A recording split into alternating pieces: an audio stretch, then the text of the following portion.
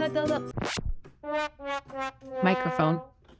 Hola todos, welcome back to my channel. Today we are continuing to build my creative studio, creative and marketing. To recap last week's lesson where I identified my buyer persona and my brand's personality, which my tribe, as they call it in the Canva course, will eventually become part of my buyer personality. And I have the who is visionary founders and ambitious creatives who value originality and want to stand out. What are their needs? They need creative ideation, polished execution, and marketing strategy, which I was talking about using this diverse stories, authentic voices, and brand and bold visions as part of my slogan. But I was kind of liking how it sounds to say creative strategy and execution to explain what my studio does.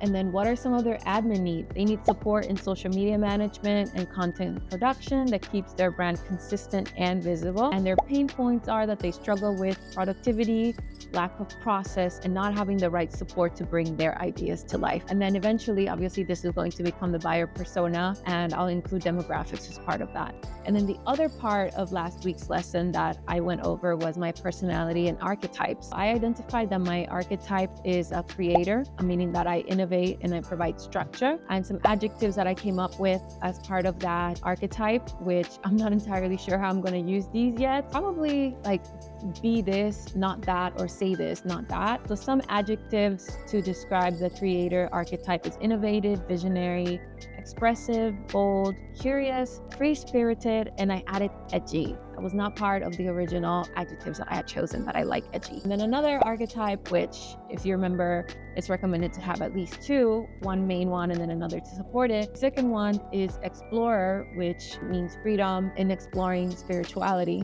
And some adjectives that I came up with to describe this explorer archetype are playful, refined, approachable, elevated, confident, polished, and dynamic. And then as part of the personality, the Canva course had this little graph where on one end is playful and one is serious, and I kind of determined on where on the spectrum I land. I would say I'm more on the playful side than serious, but I'm also between youthful and mature, and I'm catering to the elite. And I say elite because it's not necessarily people that are like, you know, uber rich, but I'm not an e-commerce product, so I have to be very tailored and specific to who I'm reaching.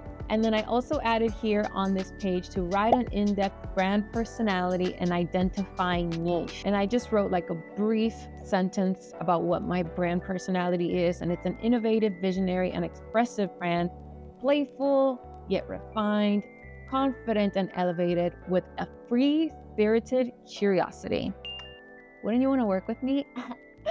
Moving on, today's lesson, we went over giving your business a name and designing your logo. Listen, giving your business a name is hands down one of the most difficult parts, I would say. And then second, I guess, would be designing your logo. And I've actually been working on this for some time. By the time that I'm recording this, I already have a name chosen. And I'm not going to reveal the name until it's fully packaged. And I want to have like a logo, want to have a website and everything, and then show you how it's all going to come together. But when I first started thinking about names, I was thinking about something that was like very generic, like anti-creative, redact. All these businesses already exist. And then I shifted into thinking about Taino words. As a Dominican, you know, it's part of my identity. I don't think that I'm culturally, ethnically Taino, but culturally, you know, their words are still part of our everyday, like yuca, bojillo, things like that. So I wanted to use that Taino word that would represent something like a gathering or the moon or things like that, that would also let people know that I'm Dominican, because if you know, you know.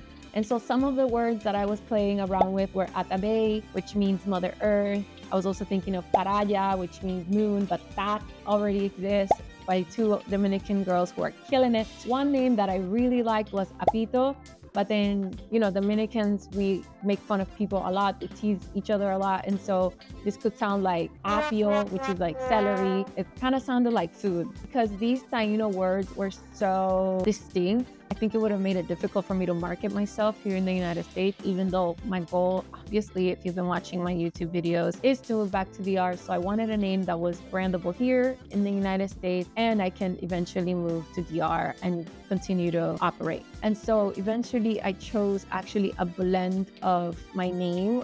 actually my middle name that a lot of people don't know, and a word that represents kind of like the Caribbean. And like I said, I'm going to reveal that later because I just want to show it to you fully packaged. So the name is chosen and it has the word studio in it. And I decided to go with the word studio rather than agency, which is what I had said on my TikTok when I was like, I'm starting my own marketing agency, is because studio doesn't box me into one craft. For example, like atelier, if you say atelier, obviously it has to do with fashion. Or if you say agency, it might come across as me hiring other people to work for me, but really I'm the creator, I'm everything. It also establishes creative credibility and it's trendy, but also timeless. And now the other lesson that I did today was designing your logo. Now that I'm thinking about it, I probably can't show you the process of me building my logo if I don't reveal the name.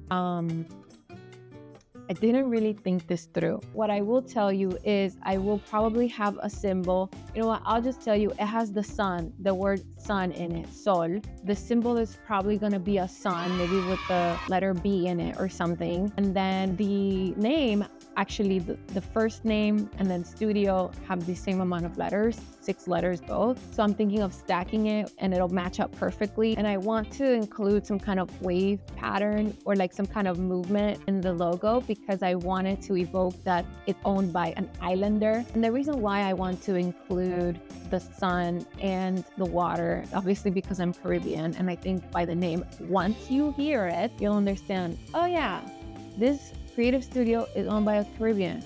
Dope.